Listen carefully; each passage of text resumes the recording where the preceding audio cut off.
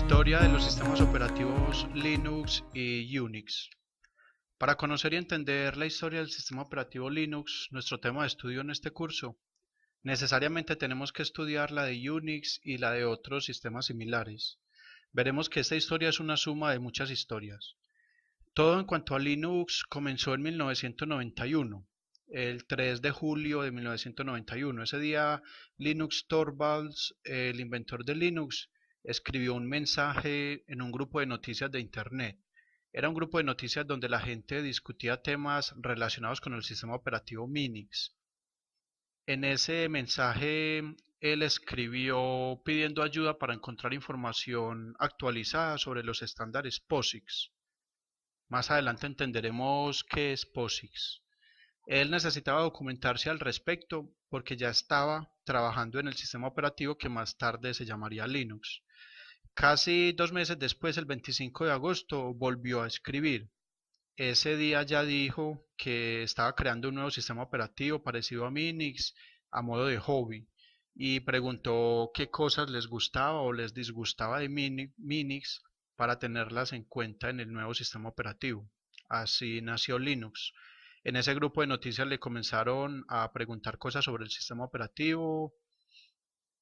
Se comenzó a formar un grupo de programadores que empezaron a colaborar y así comenzó a crecer el sistema operativo. Pero veamos cómo se llegó hasta este punto, veamos de dónde salió la idea de Linus Torvalds de crear un sistema operativo y veamos de dónde surgió Minix también.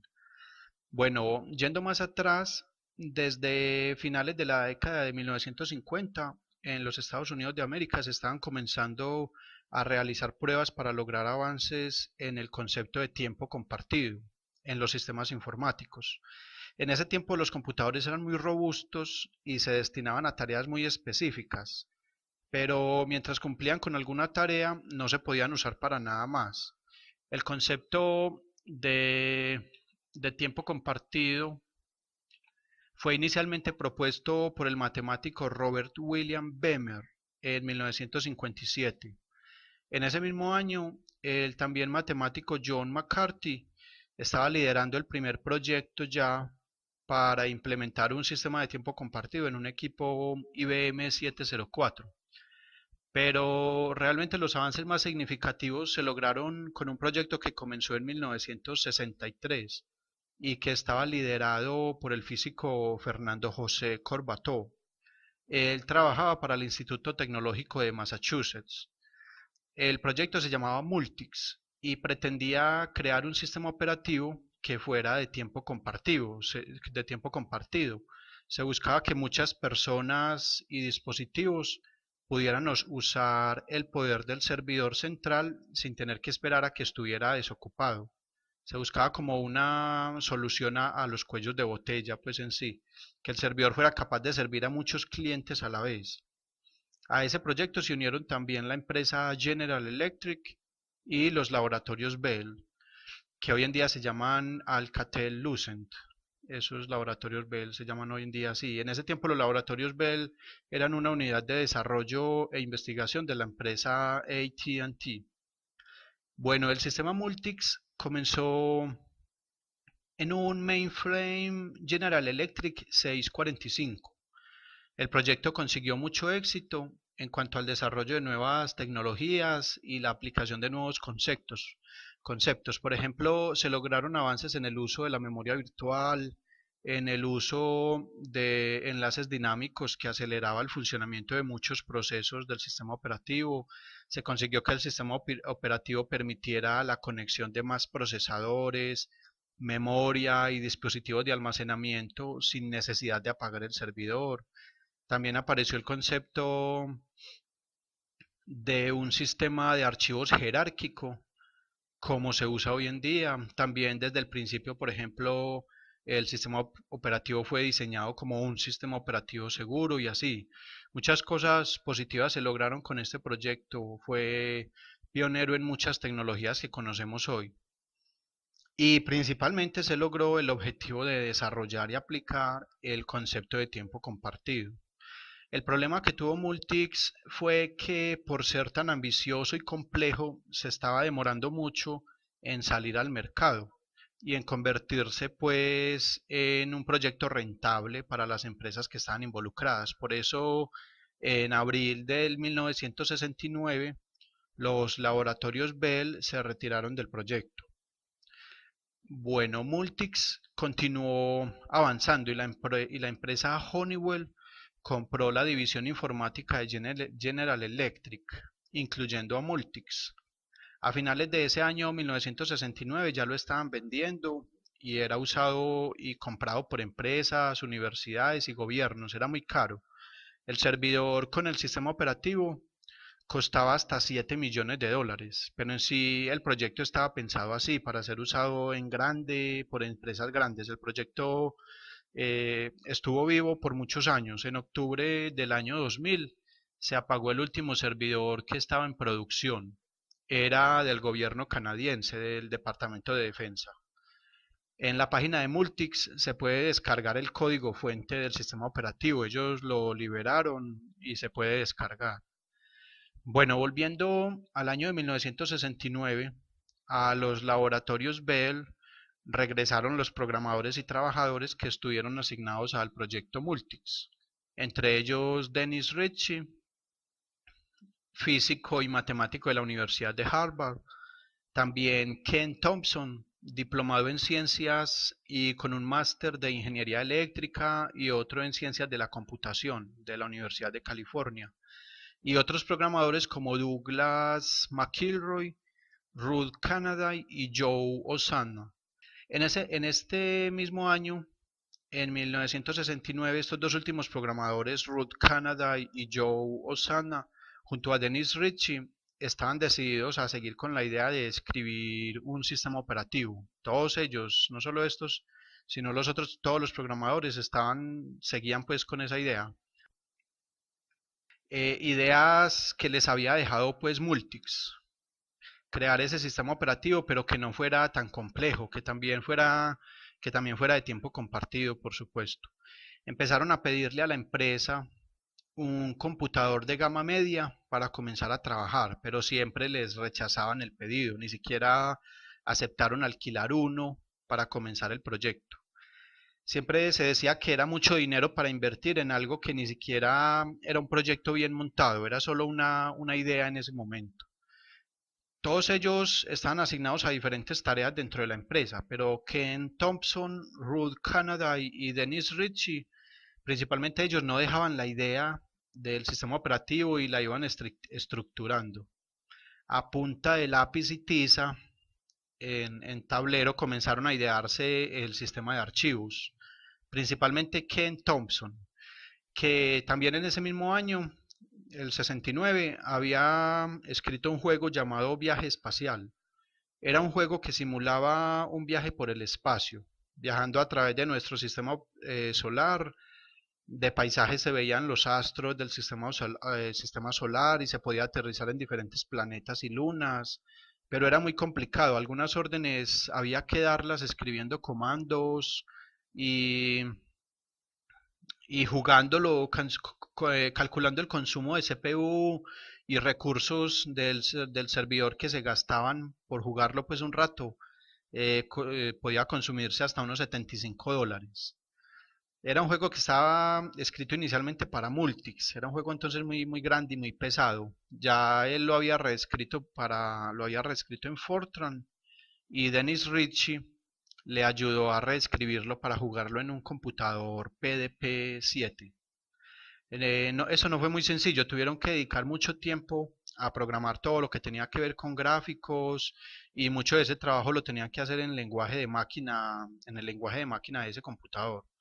Todo ese conocimiento que fueron adquiriendo de ese computador y trabajar ahí en esas condiciones los fue conduciendo a implementar eh, pues ahí el sistema de archivos que traían pensado. Hicieron funcionar los procesos, luego implementaron la manera de copiar, editar, imprimir y eliminar los archivos, luego hicieron un intérprete de comandos pequeño y sencillo, ya prácticamente habían empezado a crear el sistema operativo. Hay mucho de Multics en Unix, algunas cosas de la filosofía, algo así como lograr algunas cosas que tenía Multics, pero de una manera más simple, sin complejidades. También los nombres de muchos comandos, por ejemplo, son iguales, como eran en Multics. Son varias cosas. Bueno, ya habían entrado en 1970. Brian Kernighan, un trabajador también de la empresa, sugirió el nombre de Unix para este sistema operativo. Ya entonces estaba en marcha, ya tenían algo más concreto para mostrarle a los jefes. Ahora querían un nuevo computador PDP-11 que era más potente para migrar ahí todo y seguir trabajando.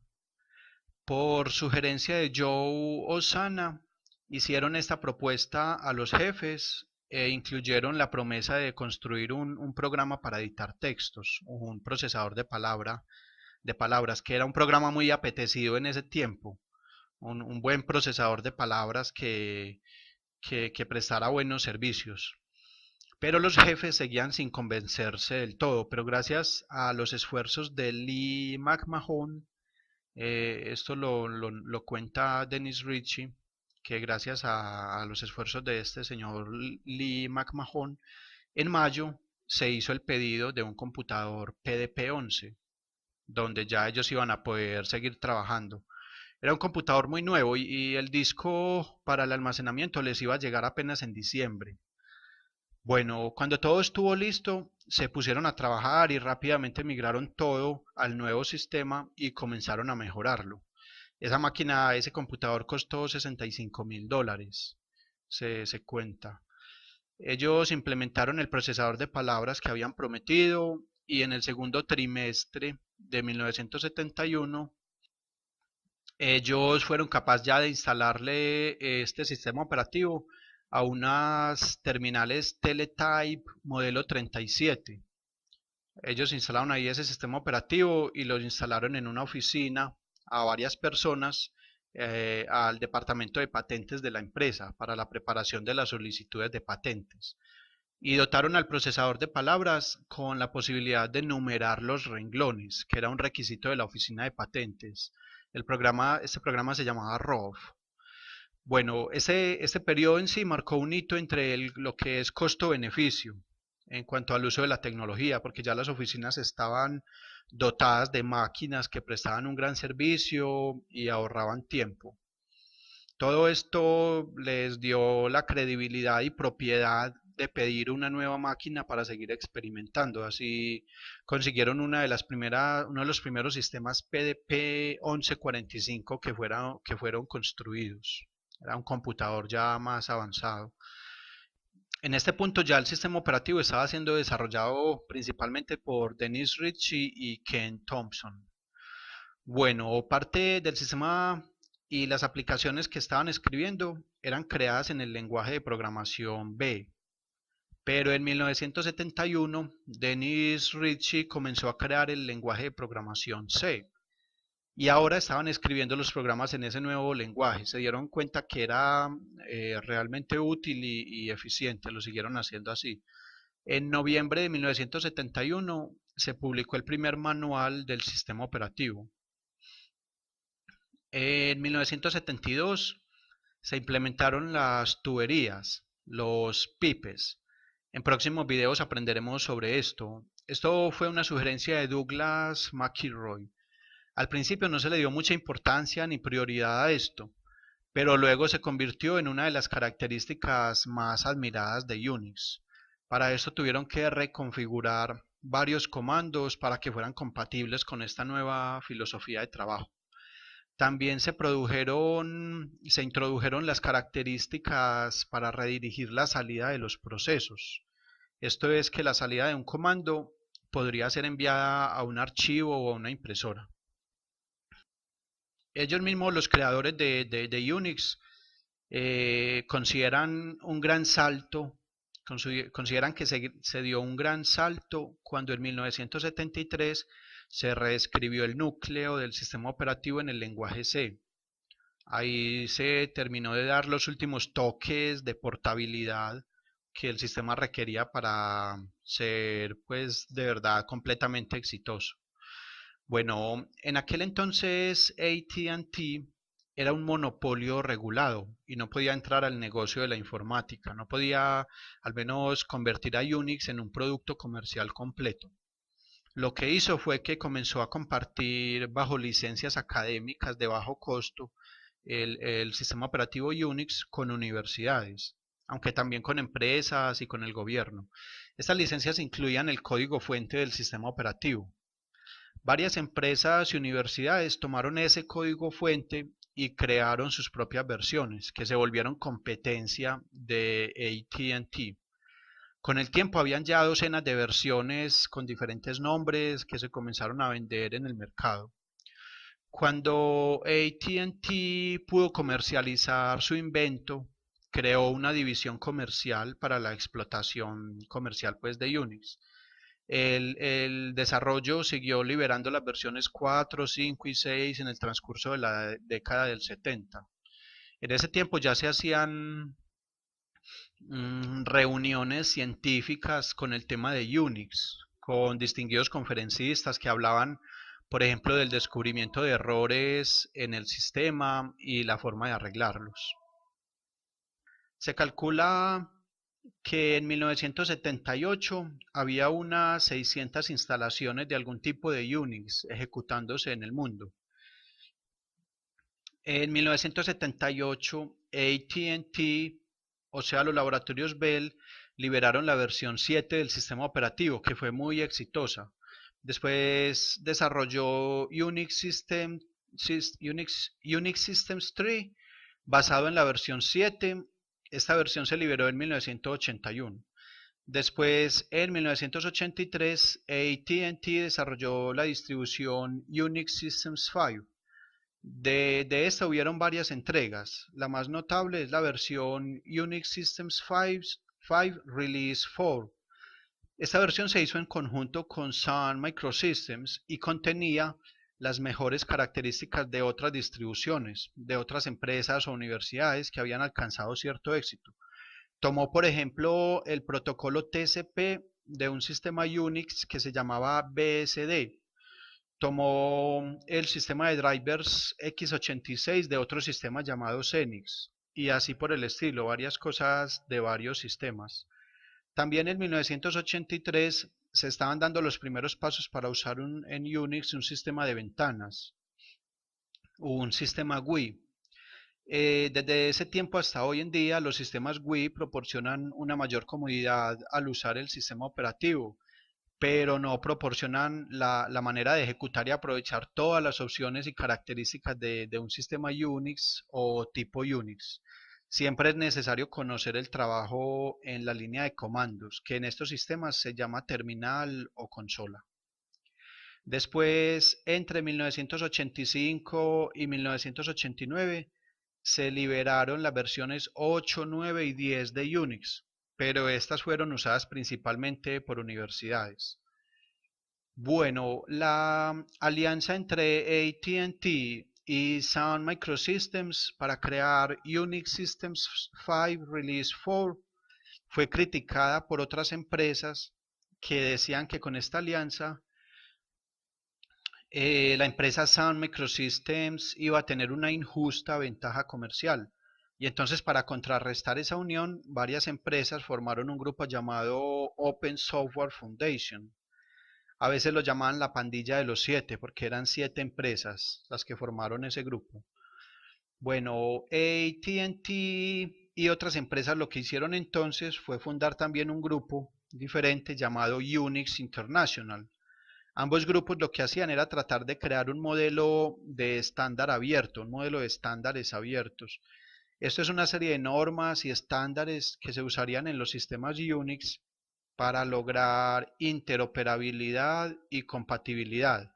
Una serie de normas que todos los fabricantes deberían seguir para no salirse del estándar pues definido y para que nadie fuera dueño absoluto de alguna patente. Básicamente esa es la filosofía. Esos dos grupos actuaban de manera independiente y eran algo así como competencia o enemigos. También con otro grupo que se había formado en Europa, que se llamaba X Open. Todas esas peleas y rivalidades se conocen como las guerras de Unix. Al cabo de un tiempo, entre 1994 y 1996, los tres grupos finalmente se fueron fusionando y terminaron uniendo sus esfuerzos y se formó un solo grupo llamado The Open Group. The Open Group se encarga de desarrollar y mantener, entre otros, los estándares POSIX y SUS. Estas son unas familias de estándares que se siguen para mantener el Unix compatible entre todas sus versiones y fieles a una serie de normas que están establecidas para este sistema operativo. Este grupo lo que hace es pues básicamente lo que antes hacían esos otros tres grupos de manera independiente.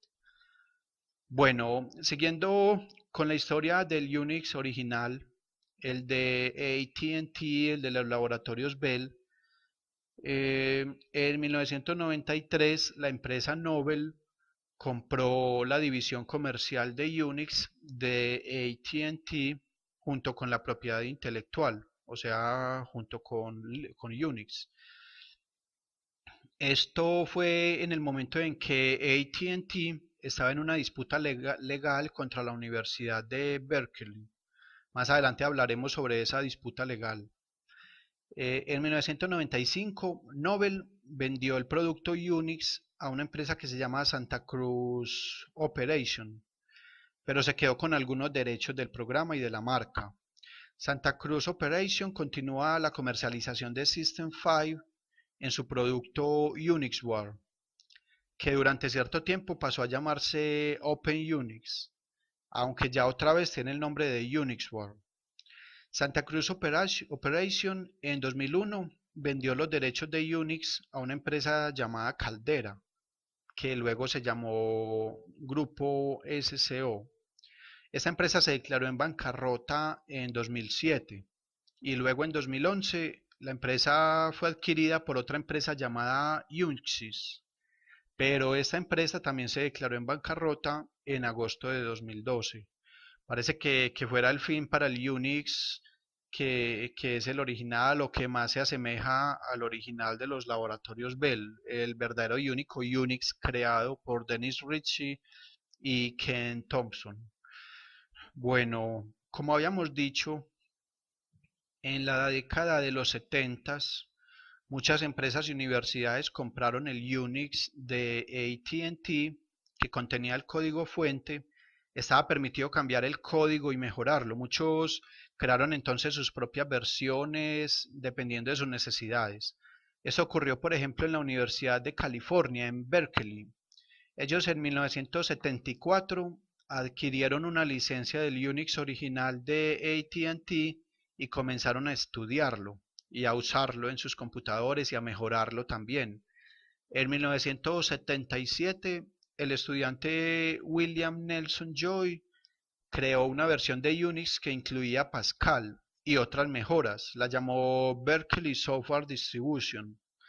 La universidad junto a este estudiante siguió con el desarrollo de este Unix que llegó a ser muy apetecido en el mercado. Incluso ellos tuvieron un contrato con la Agencia de Investigación de Proyectos Avanzados de Defensa en Estados Unidos para homologar a Unix como el sistema operativo oficial de la empresa. Se instaló una versión mejorada de la versión 3 BSD que ellos tenían. Esta agencia es la creadora de la red de Internet que hoy conocemos. Bueno, en aquel entonces todas las distribuciones que existían en el mercado, sin importar su creador o sus mejoras, tenían que pagar regalías a la empresa AT&T. Se estaba usando mucho las distribuciones de BSD de la Universidad de Berkeley.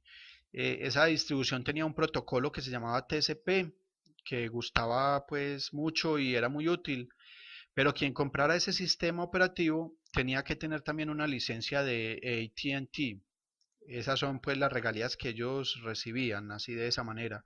Entonces lo que hizo la Universidad de Berkeley fue crear una versión reescrita desde cero y que no contuviera nada de AT&T. Y así pudo distribuir su producto sin necesidad de pagar regalías. Y el comprador no tenía que tener una licencia de AT&T tampoco. Esto, esto fue en el año de 1991. El producto venía con el código fuente, que era totalmente libre, no gratis, sino libre. Eh, por lo tanto, a partir de ese sistema BSD surgieron varias distribuciones como la 386 BSD, que se podía ya usar en un PC compatible, basados en el procesador Intel 8386.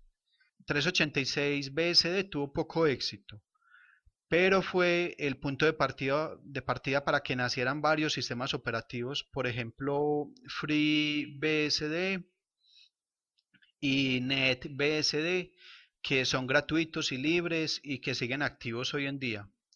Otras distribuciones también surgieron a partir de la versión BSD de la Universidad de Berkeley.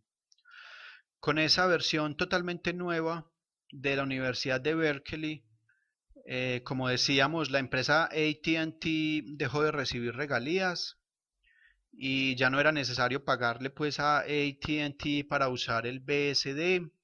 Por esto AT&T le puso una demanda a la universidad, la demanda que mencionábamos hace un rato, alegando que ese sistema operativo todavía contenía código propietario de AT&T, pero la universidad ganó ese pleito en 1994. Solo tuvo que cambiar unos pocos archivos y ya. La empresa Sun Microsystems, que había creado el Unix Systems 5 Release 4 junto con AT&T, más adelante anunció que tomaría ese Unix y que retiraría el código que era de BSD y que crearía su propio sistema operativo. Así nació Sun OS en 1983, más conocido como el sistema operativo Solaris, que se usa todavía hoy en día. En el año 2006, la empresa Oracle adquirió la empresa Sun Microsystems. Bueno, la empresa Hewlett Packard también hizo lo mismo, basarse en un sistema Unix, en este caso Unix Systems 3 y luego en Unix Systems 5, para crear su propio sistema operativo llamado HPUX, el cual se creó en 1983. Otro sistema operativo llamado Xenix surgió cuando Microsoft compró una licencia de de Unix versión 7 a la empresa AT&T y anunció que crearía un sistema operativo para los computadores de 16 bits. Este se hizo popular por lo barato que resultaban esos procesadores, esos computadores. No se vendía directamente a los usuarios, sino a los fabricantes de computadores. En 1985 se liberó la versión 2.0 y tenía compatibilidad con los computadores Intel 8286. Al año siguiente salió otra versión que era ya compatible con el 8386. Microsoft vendió este sistema operativo, no lo siguió desarrollando, vendió todos esos derechos y decidió mejor dedicarse a crear su propio sistema operativo de red que luego llamaría Windows NT. Bueno, AIX es otro sistema operativo que surgió cuando IBM adquirió una licencia de Unix Systems 3. Versiones posteriores de AIX se basaron en Unix Systems 5 y en la versión 4.3 de BSD. Este sistema operativo AIX se usa todavía y es para servidores. Bueno, Minix es un sistema operativo de código abierto, gratuito y similar y compatible con Unix. Como a los sistemas así no se les puede llamar Unix, se conocen como sistemas operativos tipo Unix o Unix-like en inglés. Este sistema operativo fue escrito en 1987 por un profesor de la Universidad Libre, el profesor Andrew Tannenbaum. Esta universidad queda en Europa, en la ciudad de Ámsterdam, en Países Bajos. La versión 1.0 fue liberada con un libro que contenía todo el código fuente, todo el código del sistema operativo.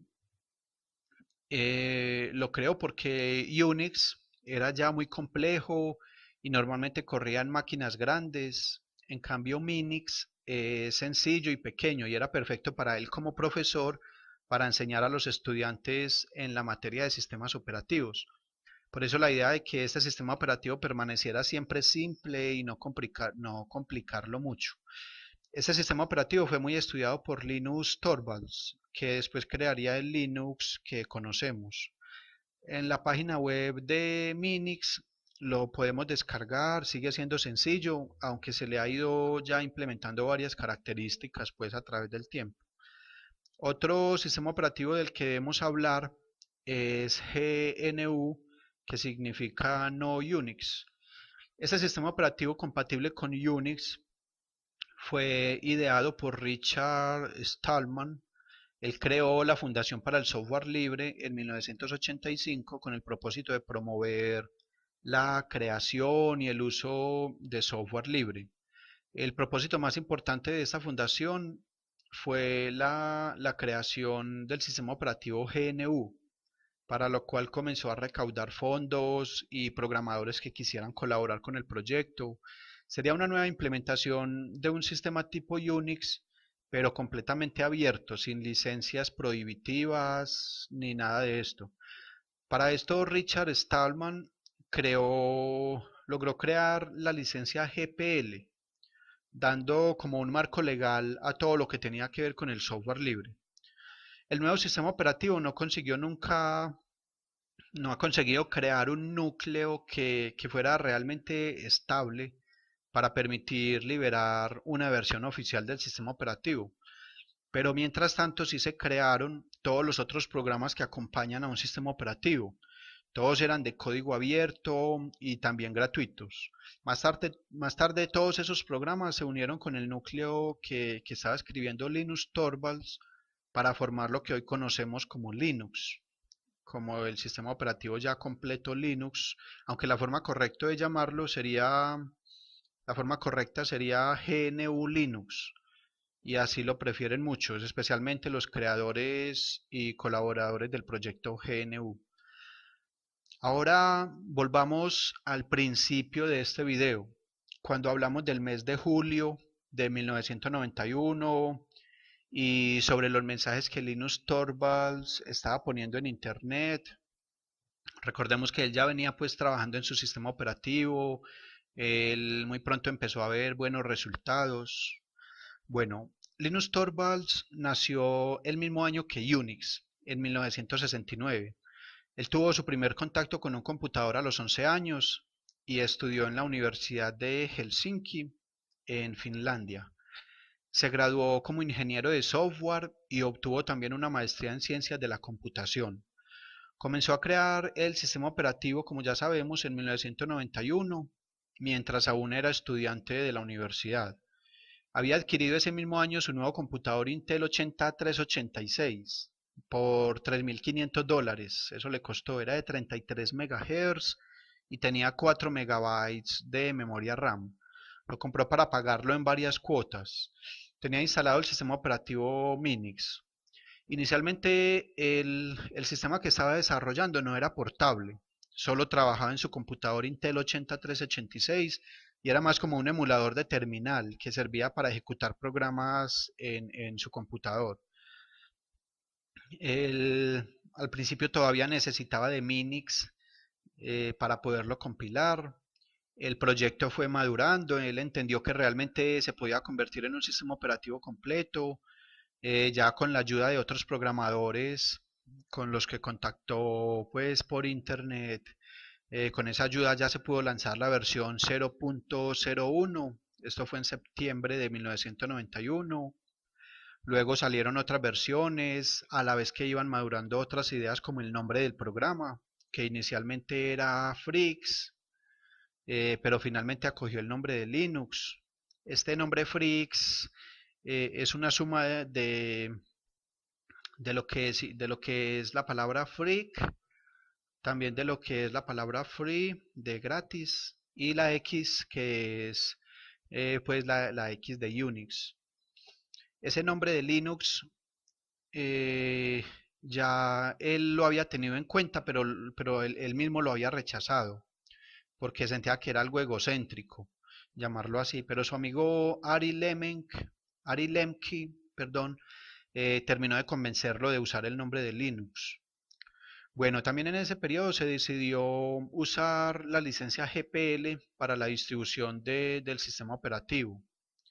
Un programa distribuido bajo la licencia GPL es un programa que puede ser gratis o pagado, pues, pero que viene con el sistema, que viene con el código fuente. Usted tiene el permiso de tomar ese código fuente y cambiarle lo que quiera, eliminarle características que no le sirvan, agregarle un módulo que usted considera necesario, cambiarle textos, imágenes. eh, si usted es programador puede hacer todo eso, o si usted es una empresa, se puede pagar para que un programador haga esos cambios, etcétera. Usted puede tomar ese programa modificado por usted mismo y lo puede regalar cuantas veces quiera. Incluso lo puede vender y hacer negocio con él. Pero siempre que lo distribuya, tiene que hacerlo anexando el código fuente con todas las mejoras que usted le hizo y distribuir todo también bajo la licencia GPL para que otros puedan modificarlo también. Usted puede vender el producto o vender servicios de soporte para ese producto, todo eso lo puede hacer. Bueno, se decidió entonces usar esa licencia y habiendo ejecutado ya también de manera exitosa un entorno gráfico, se publicó la versión 0.95. Ya estaba cerca la versión 1.0, aunque faltaba mucho trabajo. Más de 10 versiones nuevas se produjeron antes de que en marzo de 1994 apareciera la versión 1.0 del sistema operativo. Bueno, el programa, los archivos se alojaban en un servidor FTP de la universidad y cualquiera los podía descargar. Con el pasar del tiempo fueron apareciendo nuevas versiones, cada vez agregando más código y mejoras al sistema. Ya empresas lo fueron adoptando a medida que el sistema iba soportando su hardware y de esta manera Linux ha ido creciendo pues en fortaleza y en número de usuarios. Linus Torvalds se encarga de mantener las diferentes versiones del núcleo. Esto es el kernel del sistema operativo. Este puede ser descargado desde la página oficial del proyecto, que es kernel.org. Todos los programadores del mundo que colaboran con el desarrollo de Linux, cuando tienen una idea o una propuesta, se la hacen llegar a un jefe de programadores. Ese jefe, ese coordinador, evalúa las ideas y toma las que le parecen mejores y se las entrega a Linus Torvalds, quien decide si se aplican o no en una nueva versión posterior del kernel. Bueno, no todo en cuanto a la historia de Linux ha sido paz y tranquilidad. ¿Se acuerdan cuando hablamos de que Novell en 1995 vendió a Unix? Resulta que ese nuevo dueño, a principios del año 2003, demandó a la empresa IBM por incumplimiento de contrato. Como ya vimos, hace años IBM creó un sistema operativo llamado AIX, basándose en una versión que compró de Unix. Ese código fuente de ese Unix no es gratuito y pertenece a SCO en ese momento, aunque IBM lo pudiera modificar para su propio uso y todo, según SCO, la empresa IBM en algún momento colaboró con el desarrollo del kernel de Linux, proporcionando porciones del código fuente de AIX, con lo cual IBM estaría incumpliendo los contratos de la licencia adquirida hace años. Eso es lo que alega pues la empresa demandante. Y y en cuanto a Linux, se convertiría en un software ilegal por estar distribuyendo gratuitamente ese código fuente. En ese caso, todos los usuarios y empresas que usan Linux tendrían que pagar por los derechos de uso del programa. Ese caso sigue abierto, como podemos ver en la página groglaw.net, que es un observador de litigios legales. Una empresa de Linux, la empresa Red Hat Linux, para defenderse, para defenderse demandó a SCO por publicidad falsa y prácticas comerciales desleales, afirmando que Red Hat Linux no está violando ninguna ley de propiedad intelectual al distribuir su versión de Linux y pidió que por favor esa empresa demandante mostrara pues cuál es el código fuente que supuestamente se copió desde el sistema operativo AIX.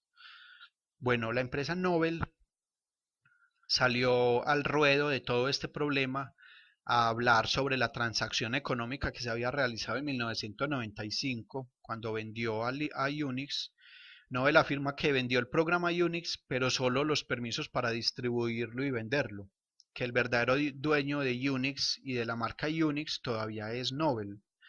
Novell fue demandado por haber dicho esto, y el caso se resolvió en el año 2007. Un juez dictaminó que Novell es realmente el dueño de la marca Unix y que SCO debe pagarle a Novell por todas las licencias de Unix que ha vendido desde 1995. Bueno, Novell, como dueño verdadero de Unix, ha dicho que nunca atacará a Linux y que por el contrario promueve su uso como software libre. De todas formas, estos casos están abiertos y la empresa SSO apeló pues esto.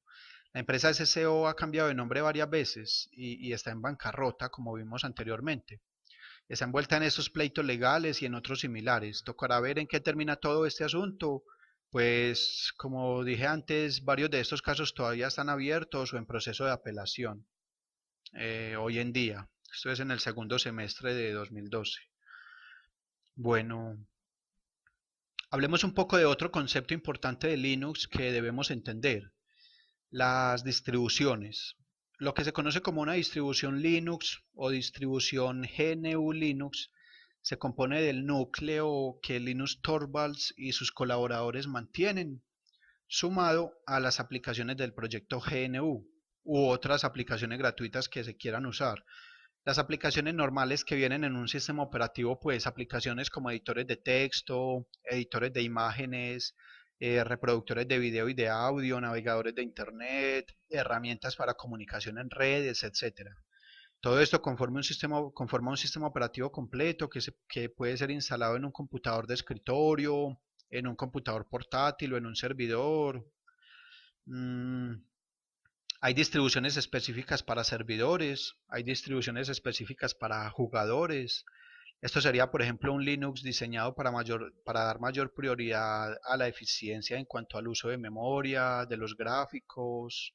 Hay distribuciones específicas, por ejemplo, para niños, donde todo es muy fácil de usar mediante comandos y en menús muy coloridos, que trae sistema operativo que trae muchos juegos, etcétera. Incluso hay páginas de internet que dan las instrucciones para que uno mismo se cree su propia distribución personal de Linux. Bueno, tomar el núcleo de Linux y unirlo con los programas del proyecto GNU fue lo que hizo, por ejemplo, Patrick Volkerding en 1993, quien creó una distribución llamada Slackware. Esta es una de las primeras distribuciones de Linux que surgió, una de las tres más importantes. Las otras dos son Debian GNU Linux, creada en 1993 por Ian Murdoch, y la otra es Red Hat, creada en 1994 por Bob Young y Mark Ewing. Estas distribuciones fueron muy exitosas y aún persisten en la actualidad, aunque hoy en día Slackware no es tan activa como las otras dos. Ha habido otras distribuciones también independientes, pero en realidad no han durado mucho o no han llegado a ser tan exitosas como estas tres, que son conocidas como las distribuciones principales. A partir de estas tres se desprenden otras. Por ejemplo, la distribución que se llama Ubuntu está basada en Debian. Eso significa que el informático y empresario Mark Sutherland tomó una versión de Debian en el año 2004 y decidió hacerle algunos cambios con el fin de que fuera más amigable para el usuario y más fácil de manejar. Ese fue su propósito. Y a esa distribución la llamó Ubuntu. Lo mismo, por ejemplo, le sucedió al mismo Ubuntu cuando el artista africano Chanriti Tim tomó el Ubuntu para crear su propia distribución llamada Moon OS. Bueno, Android es otro sistema operativo también basado en Linux. Fue creado y es mantenido por una alianza comercial liderada por Google y es usado en dispositivos móviles como teléfonos celulares o tabletas, pues entre otras. De esta manera han aparecido y desaparecido toda clase de distribuciones Linux. Actualmente se puede elegir entre una gama grande, hay unas 400 distribuciones aproximadamente hoy en día disponibles. Vamos a mirar, por ejemplo, esta página que se llama DistroWatch. Esta página se encarga de hacer un seguimiento de las distribuciones de Linux que existen actualmente o que han existido.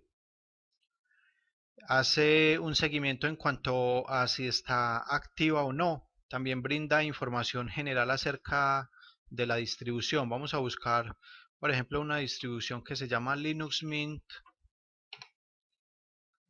Vamos a ver que nos entrega toda la información respectiva a esta distribución. Podemos ver que está basada en Debian y en Ubuntu. O sea que la persona que diseñó esta distribución, Linux Mint, se basó en Debian y en Ubuntu, tomó elementos de Debian y de Ubuntu para crear esta distribución. Acá vemos un pantallazo de cómo queda después de instalado en el computador. Encontramos una serie de información importante sobre la distribución. Vemos que la distribución está activa, o sea que es una distribución vigente, hay una comunidad en torno a ella, en torno a su actualización, a su manutención. Encontramos los links importantes y que podemos usar para encontrar información, para ir a la página principal de Linux Mint, descargar el programa, aprender sobre esa distribución. Esta DistroWatch, esta página es una de las páginas importantes dentro del mundo de Linux. Vamos a mirar otra página muy interesante que se encarga de mantener un timeline de las distribuciones de GNU Linux. En una imagen, la abrimos acá, yo ya la tengo abierta, vamos a pasarla a tamaño real. Y vemos que ella hace distinción entre las tres distribuciones principales que hablábamos ahora, que son Debian, Slackware y también Red Hat.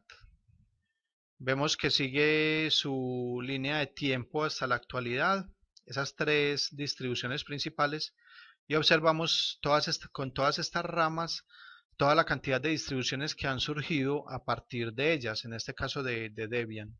Miremos todas las que han surgido. Y como es un timeline, podemos observar la fecha en que cada una se encuentra o ha tenido alguna novedad. Por ejemplo, esta distribución que se llama LibraNet, vemos que surgió en algún momento de 1999, a finales de 1999, y a mediados de 2005 dejó de funcionar. Digamos que el que creó esa distribución pues la abandonó, no siguió funcionando ninguna comunidad alrededor de ella para seguirla actualizando, para seguirla mejorando. La distribución decimos que ya no se encuentra activa hoy en día. Vemos que en 2012 encontramos todas las líneas que llegan hasta 2012 serían las distribuciones activas.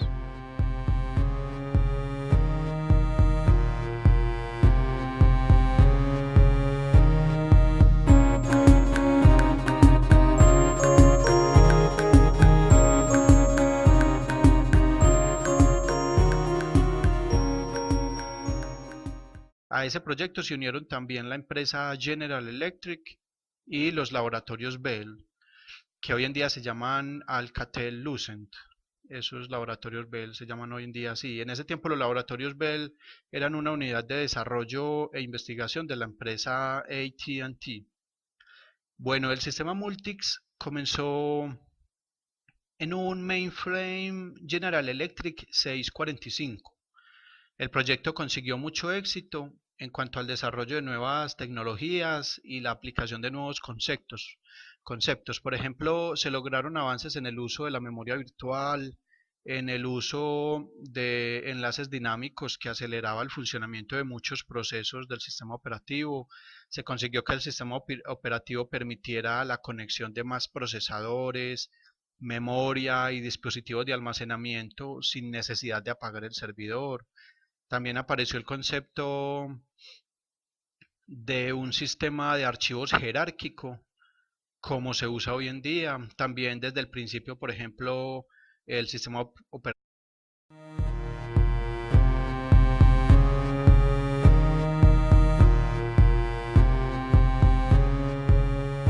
Historia de los sistemas operativos Linux y Unix.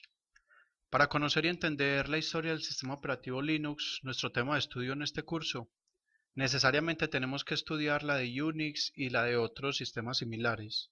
Veremos que esta historia es una suma de muchas historias. Todo en cuanto a Linux comenzó en 1991, el 3 de julio de 1991. Ese día Linus Torvalds, el inventor de Linux, escribió un mensaje en un grupo de noticias de Internet. Era un grupo de noticias donde la gente discutía temas relacionados con el sistema operativo Minix. En ese mensaje él escribió pidiendo ayuda para encontrar información actualizada sobre los estándares POSIX. Más adelante entenderemos qué es POSIX. Él necesitaba documentarse al respecto porque ya estaba trabajando en el sistema operativo que más tarde se llamaría Linux. Casi el operativo fue diseñado como un sistema operativo seguro y así. Muchas cosas positivas se lograron con este proyecto. Fue pionero en muchas tecnologías que conocemos hoy. Y principalmente se logró el objetivo de desarrollar y aplicar el concepto de tiempo compartido. El problema que tuvo Multics fue que por ser tan ambicioso y complejo se estaba demorando mucho en salir al mercado y en convertirse pues en un proyecto rentable para las empresas que estaban involucradas. Por eso en abril del 1969 los laboratorios Bell se retiraron del proyecto. Bueno, Multics continuó avanzando y la empresa Honeywell compró la división informática de General Electric, incluyendo a Multics. A finales de ese año 1969 ya lo estaban vendiendo y era usado y comprado por empresas, universidades y gobiernos. Era muy caro. El servidor con el sistema operativo costaba hasta 7 millones de dólares, pero en sí el proyecto estaba. El concepto de tiempo compartido fue inicialmente propuesto por el matemático Robert William Bemer en 1957. En ese mismo año, el también matemático John McCarthy estaba liderando el primer proyecto ya para implementar un sistema de tiempo compartido en un equipo IBM 704. Pero realmente los avances más significativos se lograron con un proyecto que comenzó en 1963 y que estaba liderado por el físico Fernando José Corbato. Él trabajaba para el Instituto Tecnológico de Massachusetts. El proyecto se llamaba Multics y pretendía crear un sistema operativo que fuera de tiempo compartido. Se buscaba que muchas personas y dispositivos pudieran usar el poder del servidor central sin tener que esperar a que estuviera desocupado. Se buscaba como una solución a los cuellos de botella, pues en sí, que el servidor fuera capaz de servir a muchos clientes a la vez. 2 meses después, el 25 de agosto, volvió a escribir. Ese día ya dijo que estaba creando un nuevo sistema operativo parecido a Minix a modo de hobby y preguntó qué cosas les gustaba o les disgustaba de Minix para tenerlas en cuenta en el nuevo sistema operativo. Así nació Linux. En ese grupo de noticias le comenzaron a preguntar cosas sobre el sistema operativo. Se comenzó a formar un grupo de programadores que empezaron a colaborar y así comenzó a crecer el sistema operativo. Pero veamos cómo se llegó hasta este punto, veamos de dónde salió la idea de Linus Torvalds de crear un sistema operativo y veamos de dónde surgió Minix también. Bueno, yendo más atrás, desde finales de la década de 1950, en los Estados Unidos de América se estaban comenzando a realizar pruebas para lograr avances en el concepto de tiempo compartido en los sistemas informáticos. En ese tiempo los computadores eran muy robustos y se destinaban a tareas muy específicas, pero mientras cumplían con alguna tarea no se podían usar para nada más.